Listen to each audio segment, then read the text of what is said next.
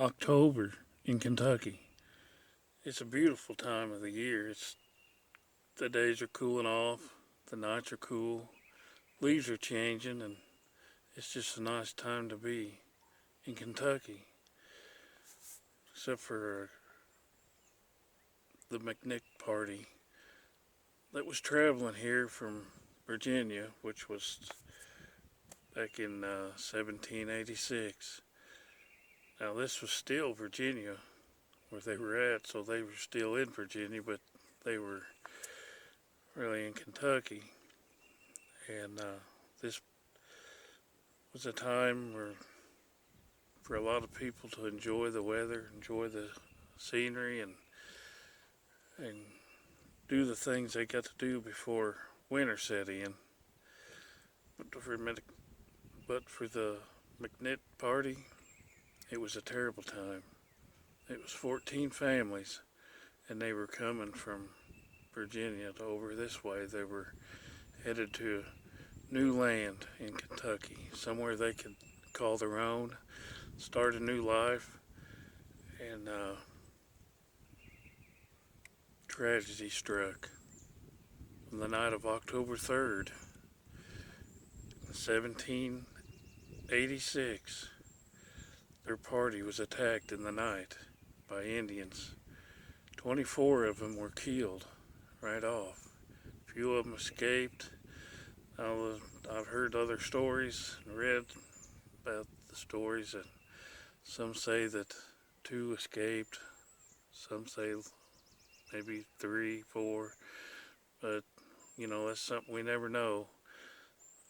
Some of the accounts were passed down from generation to generation, and we know how that can change things. But we do know that they were attacked and they were killed. Now, there's even a story about a woman that was pregnant. She was a young lady. She was about to give birth, and she did that night. The Indians attacked. She ran for safety. She ran up into the woods up over the mountains and hid in a hollow log. And during the night, she had her baby in that log. And the next day, she come out, and there was another survivor, a man, and they made their way to Crab Orchard, and they told them what had happened.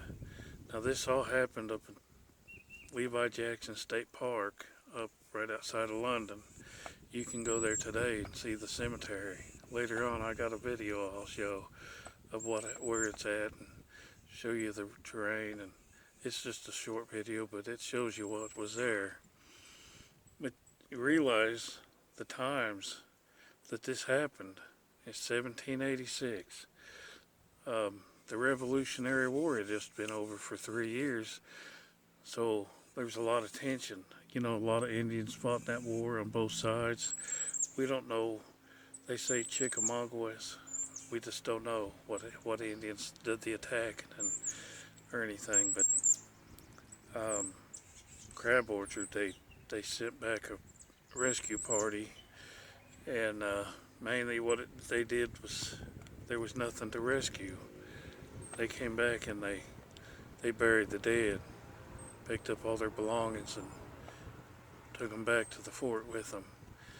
I think they went to Logan's Fort and they sold off what they had found, and gave the money to the survivors. That's, you could read. I see a lot of things about it, but you realize the time in 1786 when the war was finally over. It was a war in their own backyards, and they felt safe to get out. So they did. They packed up. They got all their friends together, and they traveled west and came across Cumberland Gap, came up through that way, and they stopped for the night. I don't know how many nights they had stopped before, but this was the last stop that they had ever make. There might have been other times, that they had close calls, and when you read the plaque, it says that they didn't put out a post or a guard. But I read other accounts that say that they did. They were just surprised. There was probably a whole lot of Indians, and they might have just had two or three or one guard. Never know. And it could have been a lot different if they'd had been ready. But they weren't a warring party. They were just coming to find new land. They had their families with them, children, wives. Um, they were stopped at a flat spot there, and it was close to a little creek, and they had they had water and everything, and there's even accounts that say that they drank and partied and danced all night. But I really don't know if that's true or not. Traveling all that way, and most of the time, I'm sure it was on foot. The Wilderness Trail, the Daniel Boone's Trail, they all come right up in there, and that's what they were on. So they probably didn't have wagons. They might have had mules, horses, or something hauling their stuff, and maybe a small wagon or something. But it wasn't like a big wagon train you see on the movies in the West and stuff. If you realize that happened in, what I said, 1786, and the Revolutionary War, was over in 1783, excuse me. And the Constitution wasn't written and signed till 1787. That was, the next year. They didn't even know anything about that. They had their own world, and it wasn't like they didn't have communications like they do now. They didn't have cell phones. They didn't have computers. All they had was sometimes some newspapers they would beat out by hand, and that was the only way. They put make the newspapers and spread them out, but word of mouth was a lot of, and it's something. We didn't even have a president then. George Washington, he wasn't sworn into presidency till 1789. So, this was before all that happened. All the time that went by. So, revolution was, I think, 7 years long, and they had to endure that. These families, the whole country did, and it was a turbulent time, for real. You didn't know who your friend was. A lot of Americans, they weren't really Americans. They sided with the British, so your neighbor might have been British sympathizer, but you don't know. So you just gotta.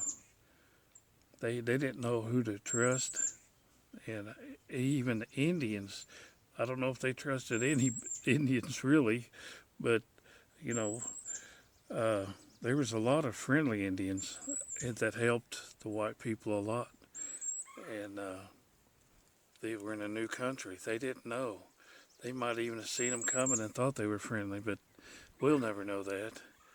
All we know is they were massacred. They were killed, and it's called McNitt's Defeat. And if you think about the word defeat, it's back then it really meant something different. Now we think that it was an army fight, but it wasn't. It was one-sided. The party of McNitt's party, they weren't out to hunt. They weren't out to battle or fight. They were just traveling to a new land. That land they never made it to. It's sad to hear, that things like that happen, and that's not just the only one. I'm sure there's a lot more, but I wanted to highlight this one right here for you. And let you know, it was different. That was a long time ago, and people were different. The land was different, but it's something that has really interested me for a long time. Places like this, it's off the beaten path. You may never heard of it. If you live around here, you know, I'm just south of there. People's heard of it and they've been there, been to the graveyard, and they've heard about what's happened. And but you know, you may never get a chance to come this way and see it.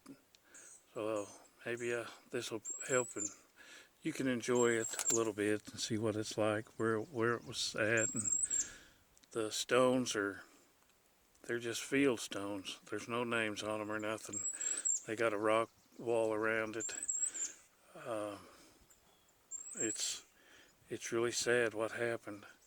And what's really sad is a lot of people drive by that every day and they don't even look at it. They don't know what it is, and our lives are too busy. We're in too much of a hurry to slow down and look around.